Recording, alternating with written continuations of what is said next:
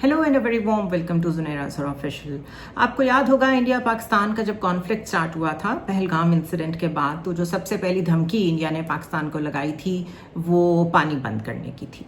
और उसके बाद एकदम से उसके मीडिया ने भी शोर मचाया कि हम आपका पानी बंद कर देंगे, इंडस वाटर ट्रीटी जो है हम उसको कैंसिल कर रहे हैं, उससे वॉकआउट कर रहे हैं। फिर बड़ी डिबेट शुरू हुई थी कि क्या वो ऐसा लीगली कर सकते हैं या नहीं कर सकते हैं। तो उस वक्त मैंने अपने एक वीलॉग में कहा था, मैं उसको यहाँ ऐड भी कर रही हूँ, आप ज़रा पहले उसको सुन लीजिए। ये सिर्फ पाकिस्तान इंडिया का मसला नहीं रहेगा।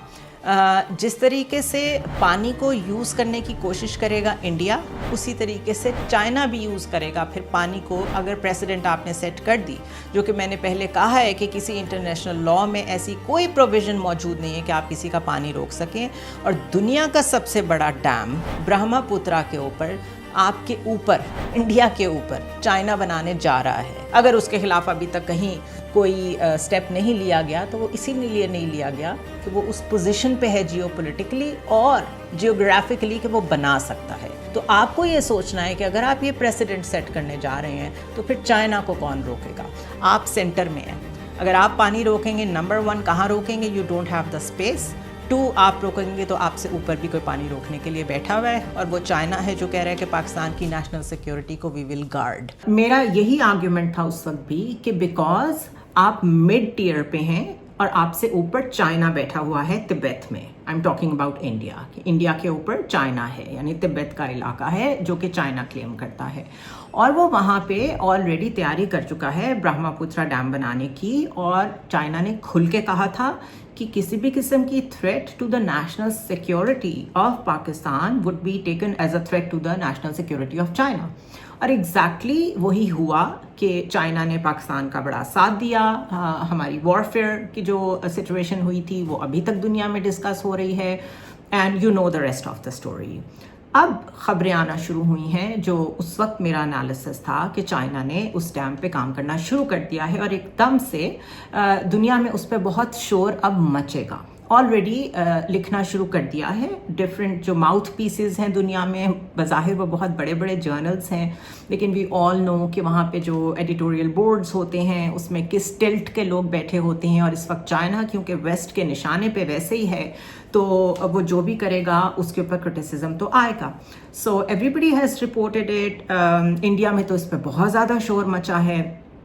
BBC से मैं आपको अगर ये न्यूज़ पढ़ के सुनाऊं तो Chinese authorities have begun constructing what will be the world's largest hydropower dam in Tibetan territory in a project that has sparked concerns for India and Bangladesh. Chinese Premier Li Qiang presided over a ceremony marking the start of construction on the Yarlung Samparko river on Saturday, according to local media. The river flows through the Tibetan plateau. The project has attracted criticism for its potential impact on millions of Indians and Bangladeshis living downriver, as well as the surrounding environment and local Tibetans.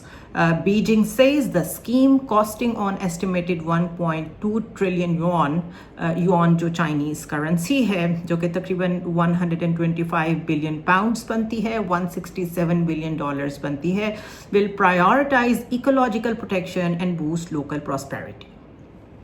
अब जब आपने किसी चीज़ पे एतराज़ करना होता है तो उस वक्त के जी इकोलॉजिकल बैलेंस उस जगह का ख़राब हो जाएगा। फलां मुल्क को, बांग्लादेशीज़ को बड़ी प्रॉब्लम होगी, तिब्बत के लोगों को बड़ी प्रॉब्लम होगी। ये सारी बातें की जाती हैं। पाकिस्तान में भी जब डैम्स बनने लगते हैं तो इसी तरह के की जो लॉबीज़ हैं वो एक्टिव हो जाती हैं। क्या उसका कंसर्न होता है कि उसकी बैक पे अगर इंडियंस बैठे हैं, उसके पीछे अगर फंडिंग आ रही है to make it a controversial project, तो किसी तरह वो प्रोजेक्ट रुक जाए। And in the case of Pakistan तो ऐसा हो जाता है, but here we are talking about China. China में तो ऐसा नहीं हो सकता कि वो किसी भी कंट्रोवर्सी को इतना सीरियस ले ले कि उसके ऊपर काम रोका जा सके। सो ब्रह्मपुत्रा के ऊपर उन्होंने दुनिया का ये सबसे बड़ा हाइड्रो पावर डैम बनाना शुरू कर दिया है।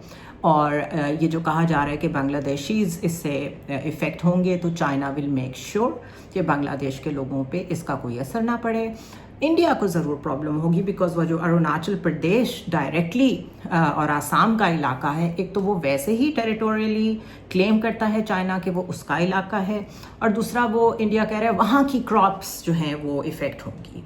अब अगर वो जगहें जहाँ पे इंडिया में ऑलरेडी सेपरेटिस्ट मूवमेंट चल रही है, आपने उनको इतना सप्रेशन में रखा हुआ है, तो एकदम से इंडिया को ये ख्याल आ गया कि उस इलाके की क्रॉप्स इफेक्ट होंगी।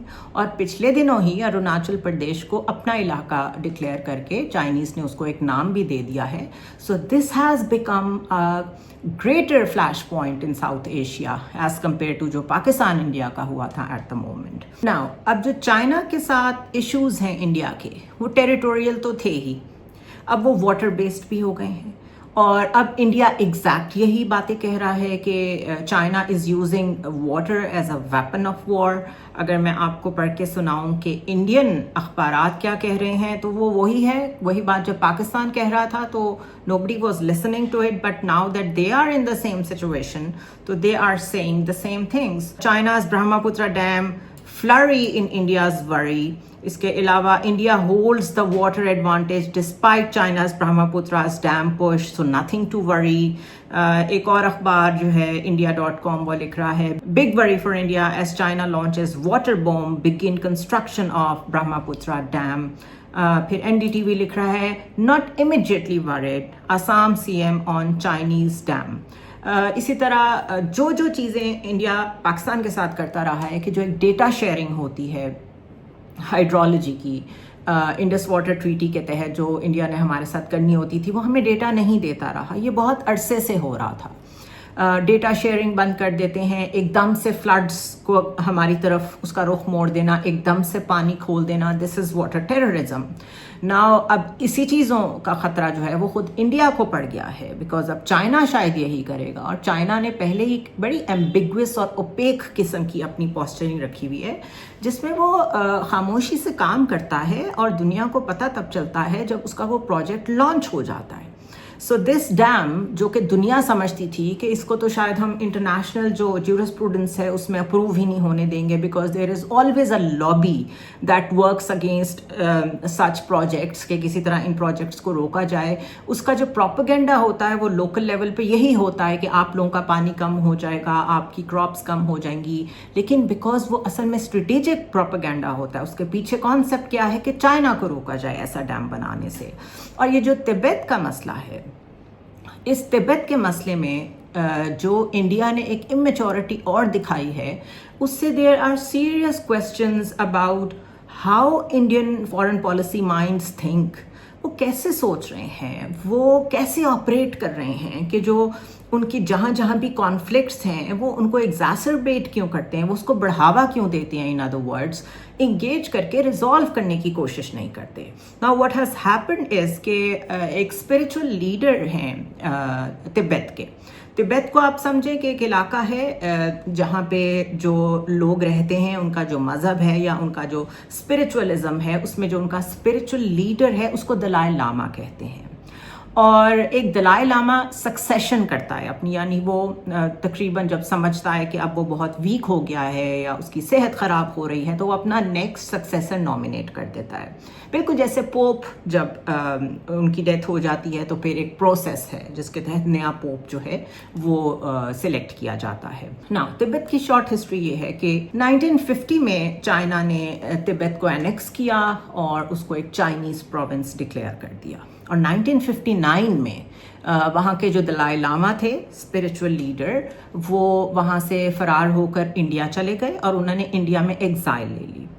एग्जाइल लेके उन्होंने जो एक गवर्नमेंट इन एग्जाइल होती है, यानी आप यूँ समझे एक कंट्रोवर्शियल सिचुएशन क्रिएट हो जाती है, बिल्कुल इसी तरह जिस तरह ईरान के जो रज़ा शाह पहलवी के बेटे हैं वो कहते हैं कि मैं हूँ असल में जो जाके वापस ट्रैक पे लेके आऊँगा ईरान को, और मेरा ड्यू राइट है कि मैं जाके वहाँ पर हुकूमत संभालूँ और ईरान के लोगों को रिप्रेजेंट करूँ। और उन्होंने एग्जाइल गवर्नमेंट तो कहीं नहीं बनाई हुई, लेकिन वो एग्जाइल में कहीं रह रहे हैं, US में रह रहे हैं।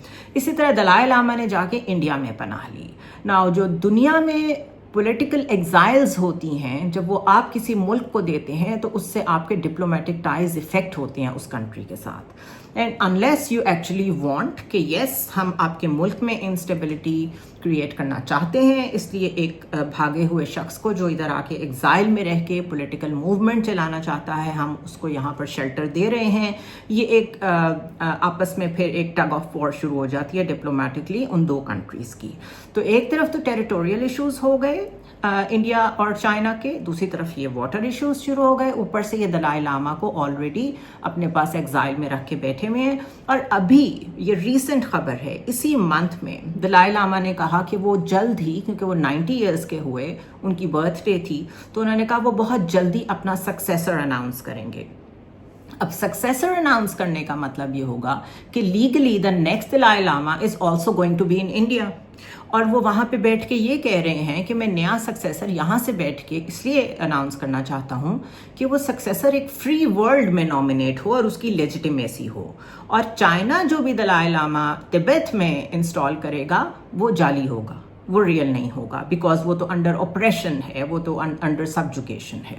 सो चाइना ने इसको बहुत सीरियस लिया है और उन्होंने कहा है कि दलाई लामा का ये कहना कि वो इंडिया में बैठ के अपना सक्सेसर अनाउंस करेंगे और इंडिया का उसको एंडोर्स करना, ये फर्दर ताल्लुकात जो हैं वो स्ट्रेन हुए हैं। चाइना ने इसको बहुत सीरियस लिया है। और अगर मैं आपके साथ न्यूज़ शेयर करूं so Dalai Lama, ahead of his 90th birthday, declared his successor would be chosen by the Gaydon Ford-Rank Trust in a free country like India.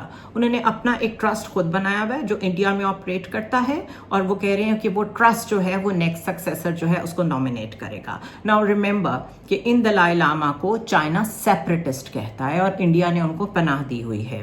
He want Tibetans to reject any China appointed successor. China insist on using its historical golden urn method. उनकी Qing dynasty से एक method शुरू हो चुका है already, tradition है, उसको golden urn method कहते हैं। वो उसके जरिए से दलाई लामा जो है उसका नाम अनाउंस करते हैं। तो ये वाले दलाई लामा तिब्बत के लोगों को कह रहे हैं कि आपने चाइनीज अपॉइंटेड दलाई लामा को एक्सेप्ट नहीं करना, और चाइना जो है वो कह रहा है कि किंग डायनेस्टी से जो तरीका चला आ रहा है हम उसको फॉलो करेंगे, और ये जो सेपरेटिस्ट मूवमेंट स्पॉन्सर कर रहा है इंडिया, इसको हम बहुत सीरियसली जो है वो टेक ओवर करेंगे within our diplomatic and within our inner circles. So अगर दो दलाई लामाज हो जाते हैं तो ये एक, जैसे कहते हैं, एक कॉन्फ्लिक्ट एक नेक्स्ट स्टेज पे जाएगा। बिकॉज अभी तक तो चलें, आपने एक सेपरेटिस्ट को पनाह दी हुई थी अपने मुल्क में, और आप समझते थे कि उसको अपनी डिप्लोमेटिक, जियोपॉलिटिकल, जियोग्राफिकल, हर तरह की लेवरेज के लिए, स्ट्रेटेजिक लेवरेज के लिए यूज़ करेंगे। लेकिन अगर ऐसी स्टेज आती है कि इंडिया इस हद तक जाता है कि नेक्स्ट दलाई लामा भी अनाउंस होने देता है फ्रॉम इट्स ओन सॉइल, और चाइना समझता है कि ये इंडिया उनके ऊपर जंग एजर्ट कर रहा है, this is an act of war, क्योंकि आप कंटिन्यूअस सेपरेटिज्म को सपोर्ट कर रहे हैं, तो फिर क्या सिचुएशन होती है, it is hard to say. So the real question is कि why India is behaving this way. उसका कॉन्फ्लिक्ट बांग्लादेश के साथ भी था, अभी वो हसीना वाजिद को भी एक्साइल दे के बैठा हुआ है। सारा साउथ एशिया इंडिया से दूर हो चुका है, आइसोलेटेड है इंडिया कम्प्लीटली। जो यूएस है वो अभी तक टफ टाइम दे रहा है इंडिया को, इस पे मैं कल एक अलहदा वीलॉग करूंगी। But part of the reason is कि यूएस को प्रॉब्लम ये है कि इंडिया को तो हमने तैयार किया था चाइना के खिलाफ, और इंडिया हमेशा जो अपनी कॉन्फ्लिक्ट्स पिक एंड चूज करता है वो पाकिस्तान के साथ करता है। जो उसका फोकस होता है around the politics in the south Asia, जो कैंप्स बनाने की कोशिश करता है, जो मूव्स करता है, वो सारी मूव्स होती हैं टू ट्रिगर पाकिस्तान। तो हमने तो आपको इक्विप इसलिए किया था कि आप चाइना को कन्फ्रंट करें, और आपने शो किया है कि ना तो आपको चाइना को हैंडल करना आ रहा है डिप्लोमेटिकली, ना आप चाइना को कोई ऐसा काउंटर वेट बन के दिखा सके हैं कि आपके सामने वो ब्रह्मपुत्रा बनाने को तैयार हो गए हैं। और आपको उन्होंने 2020 में भी एक सबक सिखाया जब आमने सामने फौजें थी, अभी भी अरुणाचल प्रदेश में उन्होंने उसको अपना इलाका डिक्लेयर कर दिया है। मैरीटाइम में जितना मिलिट्री बिल्टअप चाइना का है, इंडिया उसका मुकाबला नहीं कर सकता। सो चाइना के मुकाबले में तो आप बहुत नीचे हैं, और पाकिस्तान के खिलाफ आप बार बार चेस्ट थम्पिंग करते हैं। So this is why Trump is giving India a tough time कि आप अपना रुख उस तरफ करें जिस तरफ के लिए हमने आपको इक्विप किया था, that is China. This is just one reason why everything that is wrong with the relations between China and India, this is only one reason for that. So उसको मैं कल डिस्कस करूंगी, बट अभी तक कि जितनी भी मेरी वीलॉग्स में एनालिसिस और डिस्कशन है उसमें I am trying to tell you how strategic mistakes are being made by India constantly and it is not learning from it either. Engagement की कोशिश नहीं कर रहा, अपने इर्द गिर्द जो नेबर्स हैं उनको विन करने की कोशिश नहीं कर रहा, चेस्ट थम्पिंग मजीद कर रहा है, वॉर मॉन्गरिंग मजीद कर रहा है, अपना मिलिट्री बिल्टअप मजीद कर रहा है पाकिस्तान के साथ बॉर्डर पे, अफगानिस्तान में और बलूचिस्तान में और खैबर पख्तूनख्वा में मुस्तकिल टारगेटेड किलिंग, प्रॉक्सीज को स्पॉन्सर करना, उसका फोकस मुस्तकिल इस तरफ है. So it is time for pick and choose for India. और पाकिस्तान के पास ये बहुत अच्छा मौका है जब इंडिया की इन गलतियों से उसको खुद इतनी ग्रेव मिस्टेक्स को हैंडल करना नहीं आ रहा और वो डिप्लोमेटिकली आइसोलेटेड है even from its own biggest strategic ally US.